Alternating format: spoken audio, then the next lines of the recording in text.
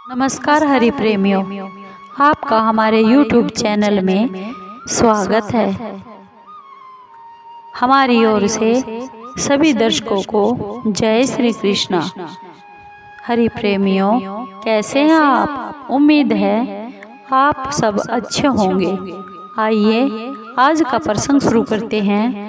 आज का प्रसंग है श्रीमद् भगवद गीता का प्रथम अध्याय का सुनने का क्या फल और क्या महत्व है, उसका क्या लाभ मिलता है, इसके बारे में जानते हैं। हरि प्रेमियों, उससे पहले अगर आप चैनल पर नए हैं तो प्लीज़ चैनल को सब्सक्राइब ज़रूर कर लीजिए और बेल आइकॉन को ज़रूर दबा लीजिए ताकि आप तक हमारे सारे नोटिफिकेशन पहुंच सके। हरि प्रेमियों, आपका एक सब्सक्राइब भी हमारे लिए बेहद मायने रखता है। आइए आज का ये प्रसंग गीता जी का प्रथम अध्याय सुनने का क्या फल है, क्या फल हमें मिलता है, भगवान शिव और माँ पार्वती के प्रश्न उत्तर सुनते हैं। आइए जानते हैं। हरि प्रेमियों, श्री गीता जी सभी उपनिषदों का सार है और महाभारत युद्ध के समय जब रणभूमि में भगवान श्री कृष्ण ने अर्जुन को गीता जी का जो ज्ञान दिया था वही ज्ञान है। गीता में बहुत सी बातें ऐसी हैं जो मनुष्य को जीवन की हर कठिनाइयों को आसान बनाती है। और इतना ही नहीं, गीता जी पढ़ने पर मनुष्य को बहुत सी नई नई जानकारियाँ भी मिलती है। और साथ ही हर अध्याय के नियमित पाठ करने से जो फल मिलता है, जो महत्व है, जो हमें लाभ मिलता है, वह भी दिया गया है। भगवान शिव ने माँ पार्वती को गीता जी के पहले अध्याय का पाठ का जो महत्व बताया है वही आपके लिए हम बताते हैं समझाकर। लेकिन गीता के पहले अध्याय का जो महत्व जानने से पहले यह भी जान लीजिए कि श्रीमद् भगवद गीता के प्रथम अध्याय की क्या खास बातें हैं। गीता जी के पहले अध्याय का नाम अर्जुन विषाद योग है। इसमें अर्जुन अपने बंधु बांधियों और संबंधियों को देखकर बहुत ही दुखी हो गए थे और उसी मनस्थिति का पहले अध्याय में वर्णन किया गया है जिसे संजय धृतराष्ट्र को बता रहे हैं। आइए श्रीमद् भगवद गीता के प्रथम अध्याय का सुनने का जो फल हमें मिलता है वह उसका क्या महत्व है वह बताते हैं। एक समय माँ पार्वती ने भगवान महादेव जी से पूछा कि किस ज्ञान के बल पर संसार के सब लोग आपको शिव कहकर पूजा करते हैं। मृगछाला ओढ़े और अपने सभी अंगों में शमशान की विभूति लगाए हुए, गले में सर्प और नर मुंडों की माला पहने हुए हो, इनमें तो कोई भी पवित्र चीज नहीं है, फिर भी आप किस ज्ञान से पवित्र माने जाते हैं? तब भगवान शिव ने माँ पार्वती को उत्तर दिया, हे प्रिय सुनो, मैं गीता ज्ञान को अपने हृदय में धारण करके पवित्र माना जाता हूँ। इस ज्ञान से मुझे बाहर के कर्म नहीं व्यापते। तब माँ पार्वती ने भगवान शिव से कहा, हे भगवान, जिस गीता ज्ञान की आप ऐसी स्तुति, ऐसी महिमा गा रहे हैं, उसके सुनने से क्या कोई कृतार्थ भी हुआ है? भगवान शिव ने माँ पार्वती को उत्तर देते हुए कहा कि इस ज्ञान को सुनकर बहुत जीव उद्धार कर चुके हैं, बहुत जीवों का उद्धार हो चुका है और कृतार्थ हुए हैं, और आगे भी जो सुनेंगे उनका भी होगा। मैं तुम्हें एक पुरानी कहानी सुनाता हूँ, तुम ध्यान से सुनो। इसी समय पाताल लोक में शेषनाग की सैया पर भगवान श्री नारायण जी आंखें मूंद कर आनंद में मगन हुए लेटे हुए थे। उस वक्त भगवान के श्री चरण दबाते हुए माँ लक्ष्मी ने प्रभु से पूछा, हे प्रभु, निद्रा और आलस्य तो उन पुरुषों को तंग करता है जो जीव तामसी होते हैं, फिर आप तो तीनों गुणों से अतीत हो। आप तो वासुदेव हो। आप जो नेत्र मूंद रहे हो, इससे मुझे बड़ा आश्चर्य हो रहा है। भगवान नारायण जी ने माँ लक्ष्मी को उत्तर देते हुए कहा, हे लक्ष्मी, मुझको निद्रा और आलस्य कभी नहीं व्यापता। एक शब्द रूप जो भगवद गीता है, उसमें जो ज्ञान है उसके आकार रूप है, उस गीता शब्द रूप अवतार है। इस गीता में यह अंग है, 5 अध्याय मेरे मुख हैं, 10 अध्याय मेरी भुजा है और 16वां अध्याय मेरा हृदय है और मन और मेरा उदर है। 17वां अध्याय मेरी जंघा है और 18वां अध्याय मेरे चरण हैं। गीता श्लोक ही मेरे नाड़ियाँ हैं और जो गीता के अक्षर हैं वो मेरा रोम रोम है।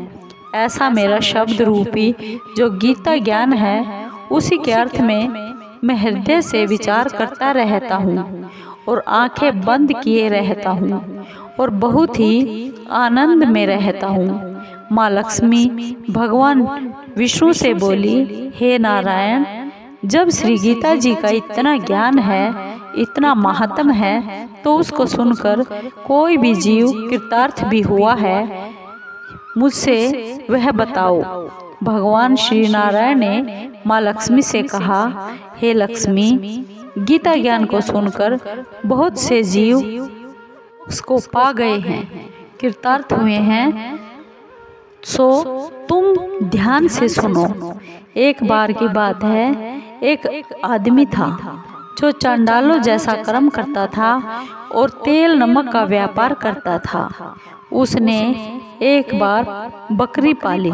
एक दिन वह बकरी को चराने के लिए वन में गया और पेड़ों से पत्ते तोड़ने लगा।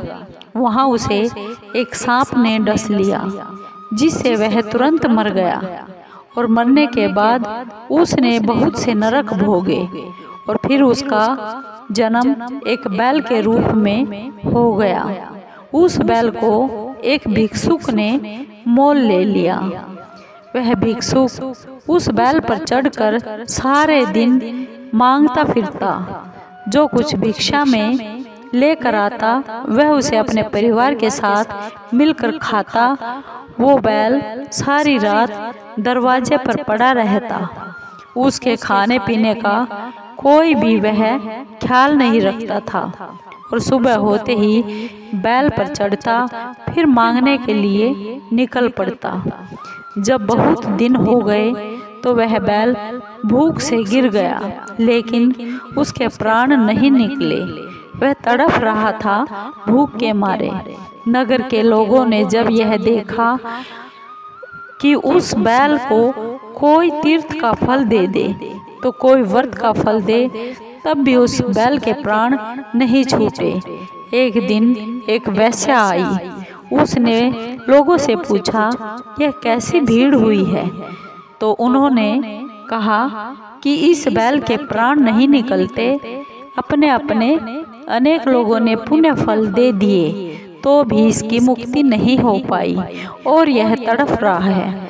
तब उस गणिका ने कहा कि मैंने जो कर्म किया है, इसका फल मैंने इस बैल को दिया है। इतना कहते ही उस बैल की मुक्ति हो गई। तब बैल ने एक ब्राह्मण के घर में जन्म लिया। पिता ने उसका नाम सुशर्मा रखा। उसके पिता ने उस अपने बच्चे को बहुत पढ़ाया लिखाया। उसको अपने पिछले जन्म की याद थी। उसने एक दिन मन में विचार किया कि जिस वैश्या ने मुझे बैल की योनि से छुड़वाया था, जाकर मैं उसके दर्शन करूं। उस ब्राह्मण को चलते चलते उस वैश्या का घर मिल गया और उसके घर जाकर वह उस वैश्या से बोला, क्या आप मुझे पहचानती हैं? वह वैश्या बोली, मैं आपको नहीं जानती, तुम कौन हो? तब उस ब्राह्मण के बेटे ने कहा कि मैं वही बैल हूँ जिसको आपने पिछले जन्म में अपने पुण्य दिए थे। तब मैं बैल की योनि से छूटा था, अब मैं विप्र के घर में पैदा हुआ हूँ। आप अपना पुण्य बताएं। उस वैश्या ने कहा कि मैंने अपने जाने पुण्य नहीं किया, यानी अनजाने में हो गया, परंतु मेरे घर एक तोता है, वह रोज सवेरे कुछ न कुछ पढ़ता रहता है। मैं उसका वाक्य सुनती हूँ और उस पुण्य का फल मैंने तुम्हें दे दिया था। तब उस ब्राह्मण ने तोते से पूछा कि तू सवेरे क्या पढ़ता है? तोते ने कहा, मैं पिछले जन्म में ब्राह्मण का पुत्र था। मेरे पिता ने मुझे गीता के पहले अध्याय का पाठ सुनाया, जिससे एक दिन मैंने अपने गुरु से कहा कि मुझको आपने क्या पढ़ाया है। तब गुरुजी ने मुझे श्राप दिया कि जा तू तोता बन जा। इसके बाद मैं तोता बन गया। एक दिन एक बहेलिये ने मुझे पकड़ लिया और एक विप्र ने मुझे खरीद लिया। वह विप्र भी अपने पुत्र को गीता का पाठ सिखाता था। तब मैंने भी यह पाठ सीख लिया। उसी दिन से विप्र के घर में चोर घुस गए। उन्हें धन तो नहीं मिला, लेकिन वह मेरा पिंजरा उठा कर ले आए। उनकी यह गणिका मित्र थी। वह मुझे इस गणिका के पास ले आए। इसलिए मैं नित्य प्रातः गीता जी के पहले अध्याय का पाठ करता हूँ, जिसे यह वैश्या सुनती है, पर इस वैश्या को समझ में नहीं आती। जो मैं पढ़ता हूँ वही इस वैश्या ने मेरे निमित्त दिया था। वह भी नहीं जानती इसके बारे में। वह श्री गीता जी के पहले अध्याय का फल था। तब ब्राह्मण ने कहा कि हे तोते, तू भी ब्राह्मण है, मेरे आशीर्वाद से तेरा कल्याण हो। सो हे लक्ष्मी, विप्र के इतना कहते ही वह तोता भी मुक्ति को प्राप्त हो गया। तब वह वैश्या ने बुरे कर्म छोड़ भले कर्म ग्रहण कर लिए और नित्य स्नान करके सुबह सुबह श्री गीता जी के प्रथम अध्याय का पाठ करना शुरू कर दिया, जिससे उस वैश्या की भी मुक्ति हो गई, वह भी मोक्ष को प्राप्त हो गई। ऐसा है श्री गीता जी के प्रथम अध्याय के पाठ का शून्य मात्र का फल। हरि प्रेमियों, आपको ये श्री गीता जी के अध्याय का महत्व कैसा लगा? अगर आपको ये अच्छा लगा हो तो प्लीज़ लाइक कीजिए, शेयर कीजिए, सब्सक्राइब कीजिए और कमेंट ज़रूर कीजिए। धन्यवाद दोस्तों।